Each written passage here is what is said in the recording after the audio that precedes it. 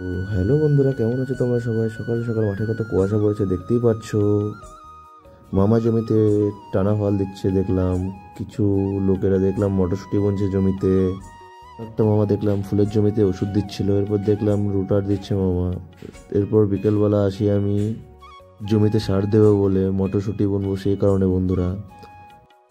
গাবলায় সার ঢেলে জমিতে প্রণাম করে তারপর সার ছেটানো আরম্ভ করে দিলাম বন্ধুরা।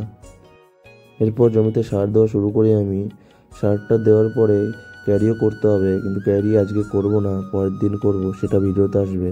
এরপর আমি সন্ধ্যের দিকে ধুবুলিয়া চলে গেলাম। ধুবুলিয়া নাকি খুব সুন্দর সুন্দর কালী পুজো হয় এবং খুব সুন্দর সুন্দর প্যান্ডেলও হয়, ওখানে গিয়ে সেটা দেখতে পেলাম। এরপর সেগুলো দেখে বাড়ির দিকে যেতে থাকলাম, কিন্তু তখনই দেখলাম কিছু মানুষজন অভাবে তারা সমস্ত আনন্দ ত্যাগ করে কর্ম করছিল।